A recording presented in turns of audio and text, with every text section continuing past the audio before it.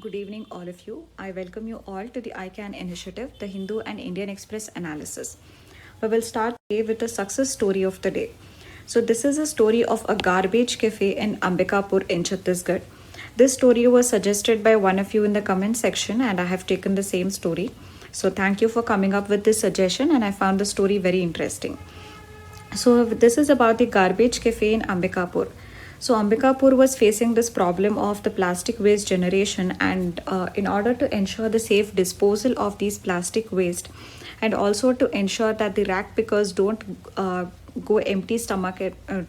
to bed empty stomach, they came out with a unique initiative of a garbage cafe. So under this, the rack pickers and all the homeless, they will collect the plastic waste and they give it to the municipal corporation. In return, the municipal corporation will offer them food. So it's a sustainable solution to manage the two problems. So if 1 kg of plastic waste is collected, then they will get a full meal. If 500 grams is collected, they'll be served with breakfast. So there are various such criteria. So this way, on the one hand, the plastic waste is also getting collected, and on the other hand, these rack pickers and the homeless are also being given proper food.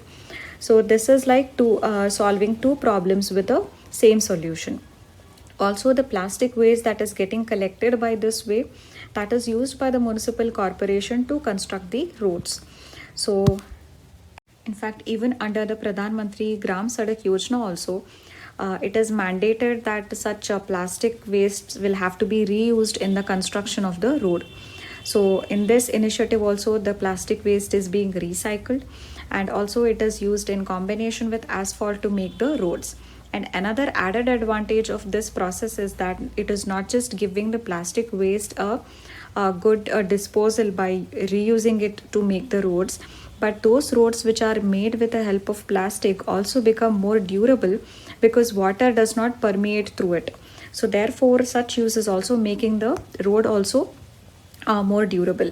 So this whole initiative, first of all, shows the role of the municipal corporation and the innovative initiative that it can come out with. So, and as GS paper 2, whenever you are writing about the local self-governance and the urban local bodies, as a success story, you can mention how innovative measures the urban local bodies can come out with to solve the problems that the city residents are facing. And secondly, whenever you are talking about the plastic waste, you can face a question on plastic waste in GS paper 3 when you're talking about environmental and the environment problems and degradation. So that time you can use it to show how a particular municipal corporation in Ambikapur has been reusing the plastic waste to construct, combine it with asphalt to make roads which are more durable. So it is not just doing that, but it is also giving free food to people, to those rack pickers and homeless people who are collecting the plastic. So this is making the whole initiative also very unique and sustainable. So that's it. Now we will start with the issues of the day. So we will start with the first topic of the day, which is related to mob lynching. So mob lynching can come in GS paper 1 because many times it is more communally related. So ideals of secularism and Indian society and its nature, its characteristics come under GS paper 1. Or it can also be under GS paper 3 because many times mob lynching is also like taking law and order in hand. It can actually lead to worsen and deteriorate to give rise to a security issue. So these are the two topics where this topic can come up as a question. So let's come to the recent news in mob lynching.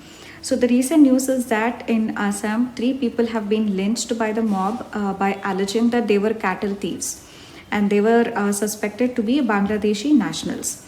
So time and again, these mob lynching incidences have happened in the country in the last couple of years. So what we'll be looking at today is what are all the issues which are associated with mob lynching. And the first thing is that the rule of law. So whenever mob lynching incidents takes place, it reflects a lack of law in the country. So that is, it reflects a general lawlessness in the country. So whenever mob lynching takes place, it reflects that the people do not have any faith in the rule of law. So therefore, rule of law gets violated, gets breached when there is a mob lynching incident. So this is one thing that is issue associated with mob lynching. Next is the stereotypes. So when you analyze the various mob lynching incidences that have happened in the past, many of these are against a particular community for that they have been smuggling cattle, or they are slaughtering the cattle and consuming the meat or whatever it is, so or trading with that. So a lot of stereotype is associated with this. So therefore, this is another issue. The last class itself we discussed about the stereotypes and the impact it can have on the society. So such stereotypes, even when the person is not actually involved in such a thing, is also leading to their death by the mob. So these stereotypes which have harmful impact on the society are getting strengthened because of these mob lynching incidences. The third is the misuse of technology. Many of the times, these mob lynching incidences have been triggered because of some post that has come up on the social media. So that has actually led the mob to believe in something. So some fake news is believed by the mob, and they get frenzied and they lynch some person which is associated with that, who is associated with that fake news. So this shows how social media, which can have such a huge impact on the society, can also be misused by spreading such fake news, and which can ultimately lead to mob lynching. So it actually shows the misuse of technology. Next is the accurate data. So when there started to be a spike in the incidences of mob lynching, the NCRB, the National Crime Records Bureau, had also started to collect the data on mob lynchings in the year 2017. But however, it has not published the results or the data of how many mob lynching has happened till date. So this shows that, first of all, there is no accurate data to believe that there actually has been a spike in the incidences of mob lynching. And this is very much essential if we have to analyze the reasons and go to the root cause as to why there has been such increase. So this lack of accurate data, absence of accurate data, has led to underreporting of such incidences or giving it some other angle. So the impact this has is we are unable to reach to the root cause of this issue. The next is the vulnerable sections. So when we analyze several of these mob lynching incidences, they have been more often than not inflicted on people who belong to these vulnerable backgrounds, whether it is a particular religion or a caste. So we see that many of the times the backward classes are at the receiving end of these lynching episodes. So the vulnerable sections are the worst hit of these mob lynchings whenever they have happened, and this further makes them all the more vulnerable over and top of their current vulnerability. So this is another issue associated with mob lynching. Next is the law enforcement. So law enforcement means whenever an incident of mob lynching happens, it shows that there is a failure of law enforcement. It is because the people lack that faith in the law and order system in the country that justice will be done. That is when the mob decides to give its own justice to whosoever it believes has committed a crime. So it shows a failure. It is a sign of a failure of law enforcement in the country. So it is committed that when there is a consideration that there is no legal recourse to this problem, and the only remedy is to give an instant justice by lynching the person. So this is a sign of failure of law enforcement in the country. Next is the social consent. One very disturbing fact that is associated with mob lynching is that it has social consent. It is the people who come together and decide to lynch a person as a form of instant justice because of various reasons they believe to be true. So this has a social consent that as a society it reflects on the value system in the society, that it is so much degrading that as a society people are coming together to give a consent to something that is so violent and cruel. So these are the various issues which are associated with mob lynching. Now we'll go to the which is privatization in the railways. We have also previously discussed this topic. So today what we'll be looking at is what are all the issues when it comes to privatization. So first of all, this can come in GS paper 2 because railways is a government undertaking. So anything that is related to governance comes under GS paper 2.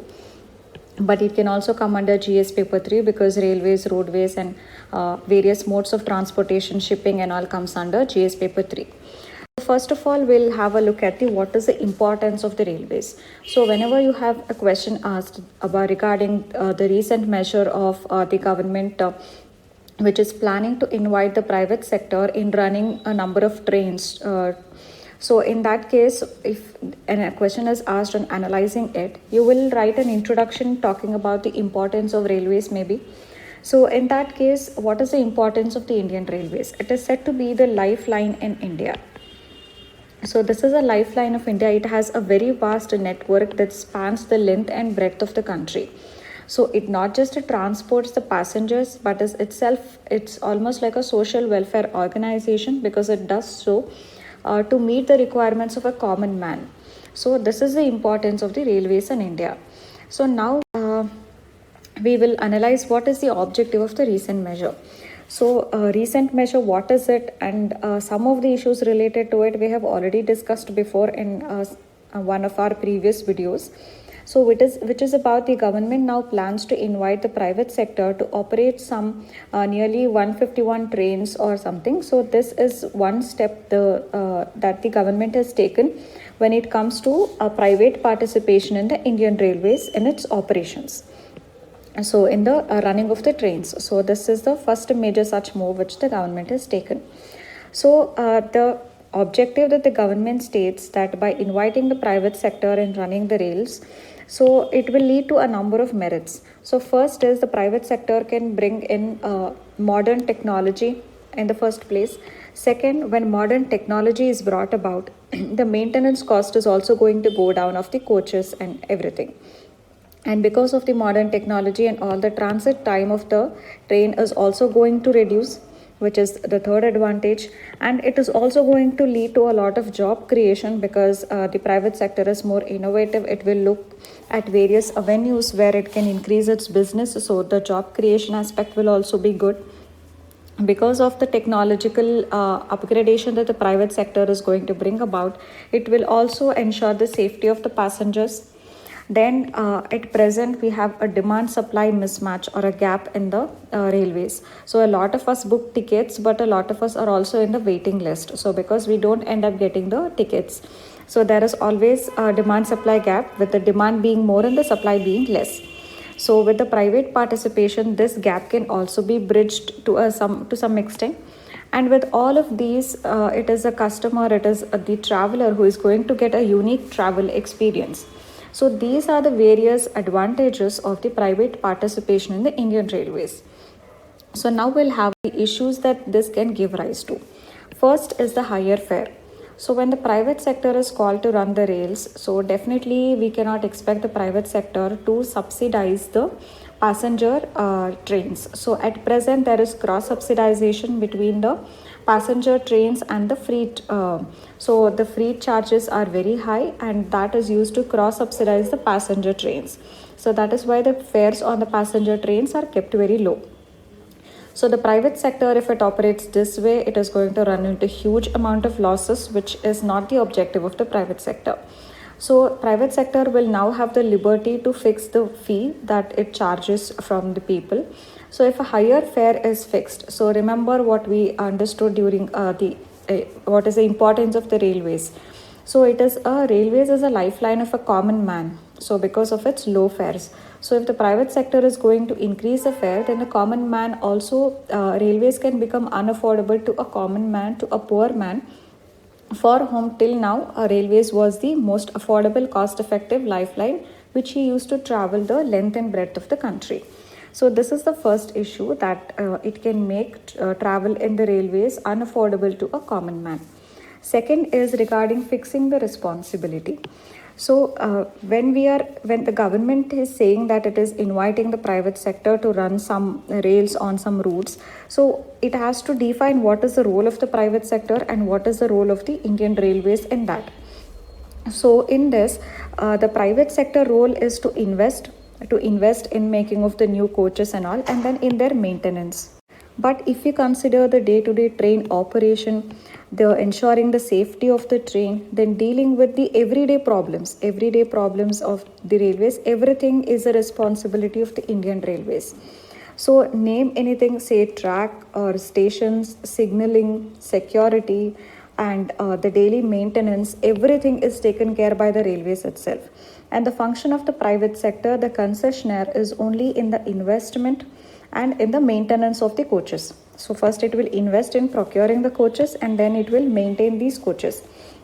So all the train operation, safety and dealing with the everyday problems, everything is the headache of the railways. So in such an instance, whenever some unfortunate event happens, then who is responsible for that? Who will be held responsible? The private sector or the government? So in this case, whether it is an investor, which is a private sector, but the railways is the operator. So whether the fixing of responsibility will be on the investor or on the operator. So what if the private sector invested to procure some below par standard coaches and it led to some accidents, then who will be blamed, whether the railways or the private sector? So in this sort of an arrangement, fixing the responsibility becomes very tricky, and when responsibility cannot be fixed, then such an arrangement cannot work and it ultimately leads to compromising the safety in the operations of the railways. So because of this, this is another important issue that is associated with the private sector participation, that is fixing of responsibility. Next is the issue that is associated with speed. So in this scheme, the government has said that the private will be allowed to increase the speed from the current of 110 to 130, anywhere between that, to 160 kilometers per hour. So what is more important to understand is, if the speed has to be increased to 160 kilometers per hour from the current anywhere from 110 to 130 kilometers per hour, a lot of things need to be done. First of all, our tracks have to be strengthened if the speed of the trains is to be increased. Next, there are a lot of curves in the present railway lines. So if there are more curves, which the coaches need to negotiate these more number of bends, then that will automatically reduce the speed. So therefore, we have to eliminate these curves. Third, we have to also strengthen the bridges. And in the case of densely populated areas, if this speed has to be maintained, then has to be a proper fencing, so that there are no human casualties, no loss of lives. Even in the densely populated areas, the train can run at this speed, then it needs proper fencing. So we have to first ensure all these: strengthening the tracks, strengthening the bridges, reducing or straightening the curves, and fencing in densely populated areas. Only then we can think of increasing the speed to 160 kilometers per hour. But in this scheme, government is just saying that the speed can be increased by the private without talking about any of these prerequisites which have to be met. And the last issue with this private sector participation is the job inclusiveness. So when it is a part of the government, when it's a government undertaking, then the normal norms of the reservations will apply to that. But in the case of private, the private sector is not bound to follow any of the reservation guidelines of the government when it comes to employment. So this might deprive employment opportunities for those vulnerable sections or the backward sections of the society who would have otherwise got it because of the reservation benefits that they enjoy. So these are the various issues when it comes to the private sector participation in the railways. And what the article also suggests is that there is a Hyderabad model which is followed in the metro railway services in Hyderabad. So that is a public-private partnership, and it clearly defines what is the role of the public sector and what is the role of the private sector. So in this case, the private sector itself is responsible for everything. So whether it is an operation or whether it is a maintenance, whether it is providing the passenger amenities, or if it is a staff issues, for everything private sector is responsible. But and the public or the government will step in only for issues like where land needs to be acquired, where power lines need to be drawn, or if there is any law and order issue. These are the only issues where the government will pitch in, and rest of all the operations is taken care by the private sector. In such a setup, it is very clear and we can fix the responsibility very clearly whenever some unfortunate incident happens. So this model can also be studied to modify the current proposal of the government. Also, the editorial gives a way forward that this role, that inviting the private sector, what the government is considering, this can also be given to the IRCTC, that is Indian Railway Catering and Tourism Corporation. So what the editorial seems to suggest is that rather than inviting the private players for this purpose, the IRCTC can be invited. So first of all, it has gained that experience because it has run the Tejas Express trains. That is first. And second is it is also an undertaking under the railways only. So therefore, that unity of command will not be broken. So because in the present arrangement, as we just discussed, that fixing responsibility is difficult. So if there is unity of command, we know who is responsible for what act. So if IRCTC is pitched in, it already has the experience of running the Tejas. And secondly, unity of command will also be preserved.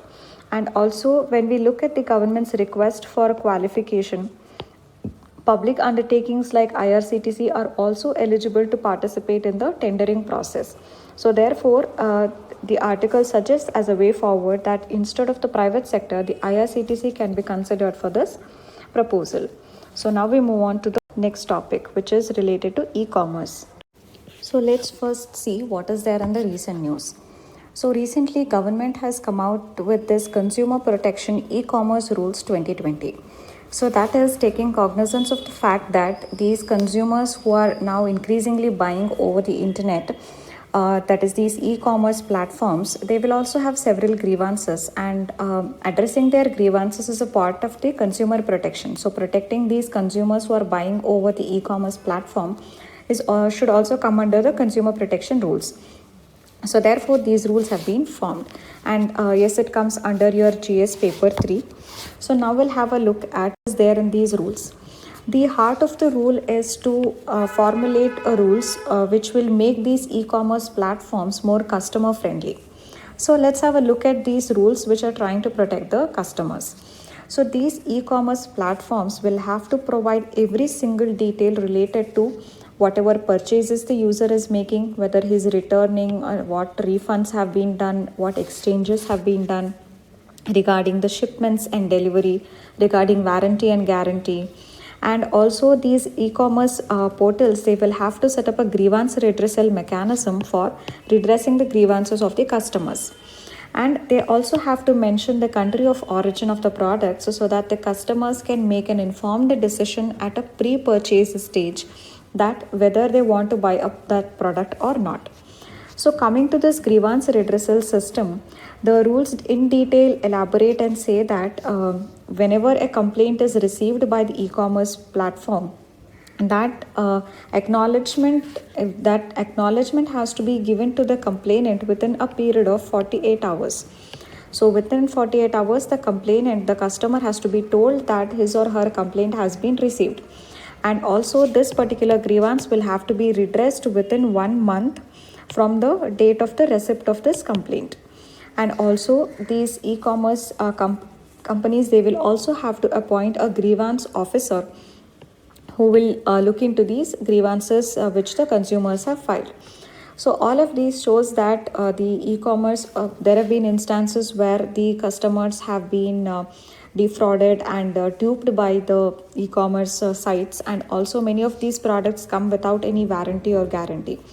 So there was some article which I read a few days before that if you order a mobile phone and if you rather get a soap bar, then you don't have any consumer forum where you can go and appeal that some other product has been sent or its warranty is not given. So nothing of that was working before. So now these rules make sure that the customer interests are protected, and so that they can without any much caution or without any fear, they can use the e-commerce platforms for doing their purchases.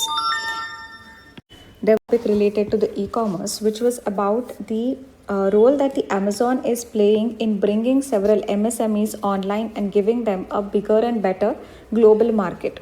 So Amazon has what is called as a global selling program. So this was launched in the year 2015. So under this program, Amazon is bringing or is connecting several MSMEs from India to various markets abroad, particularly the European and the United States markets. So this is under the global selling program of Amazon, which began in 2015.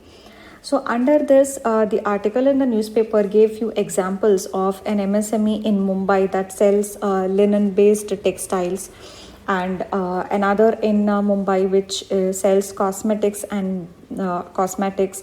So it gives a few examples to show how these MSMEs have been benefited by this GSP program of Amazon.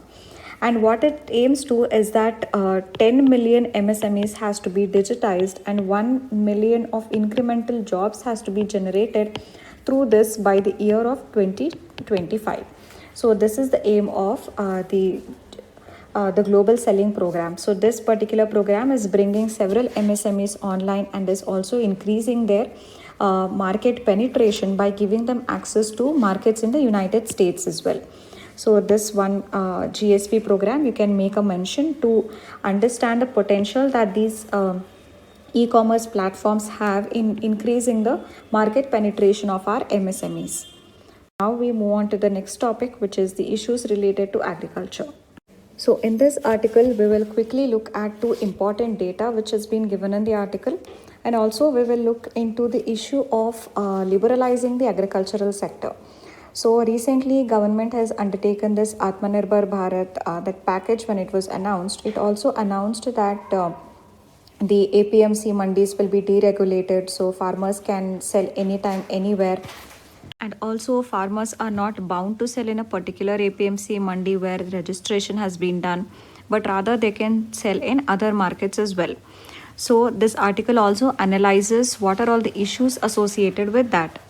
So, first, we'll have a look at the data. The first data is related to the MSP. So, whenever you have anything to write on MSP, quote the data that was given by the Shanta Kumar committee. The Shanta Kumar committee was, it gave its recommendations in the year 2015. So in that report, it noted that only 6% of the farmers are actually getting the MSPs. So rest of them are partly not aware of it, and many of them are not getting the benefits. So only 6% of the farmers are getting the benefit of the minimum support price. So this data, you can use it while you're talking about the effectiveness of the minimum support price, which acts as a cushion to the farmers to help them absorb the shocks in the market. The next important data is related to the budget allocation. So the budget allocation for the agricultural ministry in the 2019-20 budget is that the amount allocated was 1,30,000, nearly 500 crores was allocated. But out of this, what needs to be highlighted is, out of this total budget of so much, the fertilizer subsidy itself is nearly 80,000 crore. So this shows that a major portion of the agricultural budget is going off in the form of the fertilizer subsidy. So very less amount of money is going to actually developing the agriculture, like improving the seed quality or improving the machinery on mechanization. So actually little is going into development in the field of agriculture, but a major chunk is going to the fertilizer subsidy itself. And because of this huge chunk that is going to the fertilizer subsidy, mainly 3 crops are being grown in India: rice, wheat, and sugarcane. These are the crops that are also enjoying that huge amount of subsidy. So on this, agricultural economist Bruno Doran has told that only 3 crops receive more than 60% of this subsidy or support in agriculture, which is the rice, wheat, and sugarcane. So therefore, these 3 crops enjoy that attractive prices in the market. So this has led to other undesirable consequences. So these 3 crops are getting so much of state support, so much of subsidy. So all the farmers began growing these 3 crops only. It led to monoculture. It led to depletion of the groundwater. So there was environmental degradation because of excessive use of fertilizers.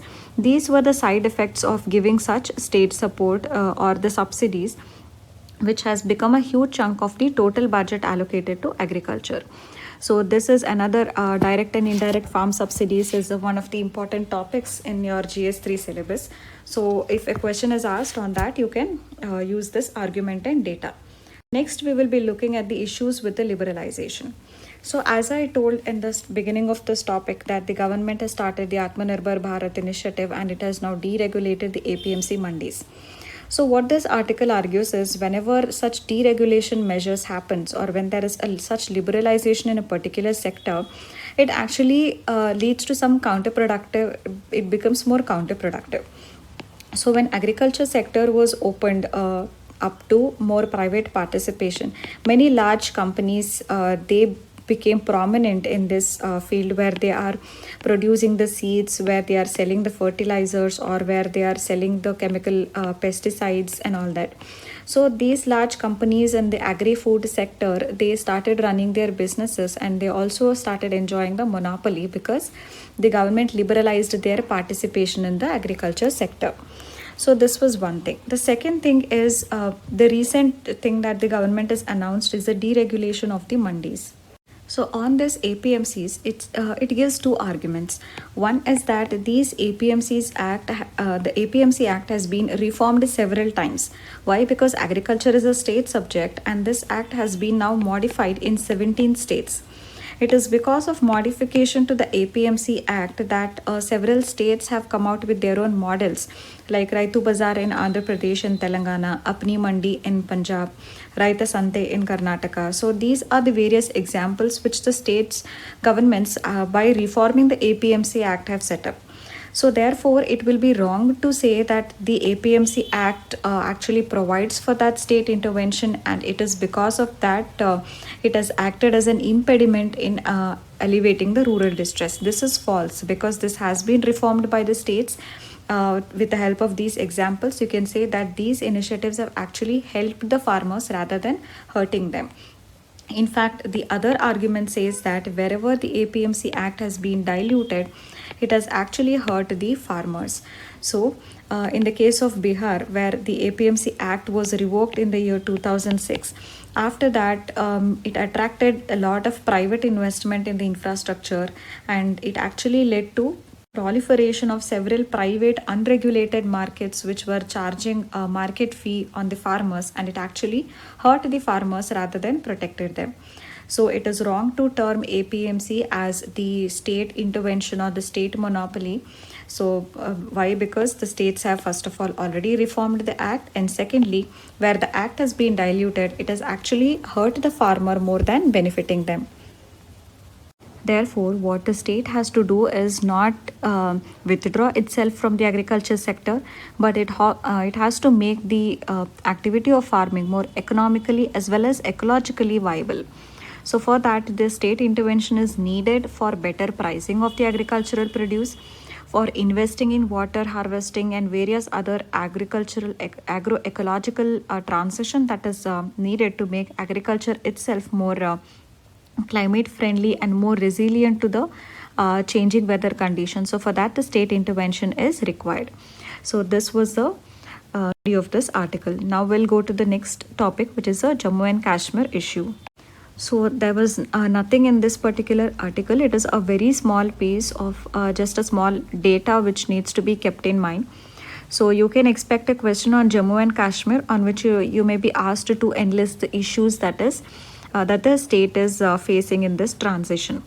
So in that case, the one issue that was given in this article was that as part of the Prime Minister's development program for Jammu and Kashmir, the government has allocated budget to just the Jammu and Kashmir. So it was a Prime Minister's development package for Jammu and Kashmir itself. So in this, only 49% of the funds that have been allocated have actually been utilized, and the rest of the funds have not been utilized at all. This package was announced by the Prime Minister way back in the year 2015. So from then, since till 2020, in this 5 years, when this program was reviewed, it was found that only 49% of the funds were actually utilized for the projects, and the rest funds were not utilized. And also in the last 5 years, only 9 projects have been fully completed. So only the status of fully completed has been given only to 9 projects in these 7 years. So this shows that even when the funds are allocated under a specific development package to Jammu and Kashmir, the implementation is faulting, and only 49% of the funds are being used.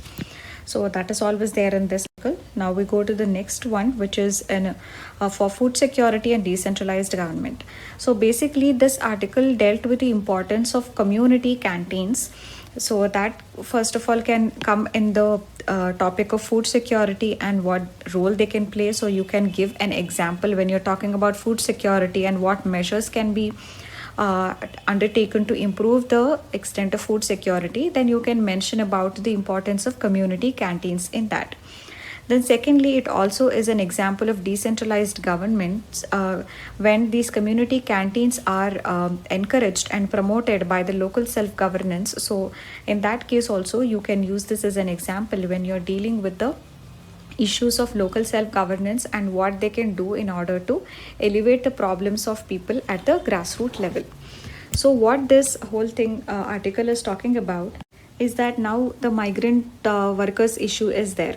So, for that, the Prime Minister has announced a Pradhan Mantri Garib Kalyan Yojana, under which 5 kg of grains and 1 kg of chana is going to be given to nearly 800 million beneficiaries all across the country till the month of November.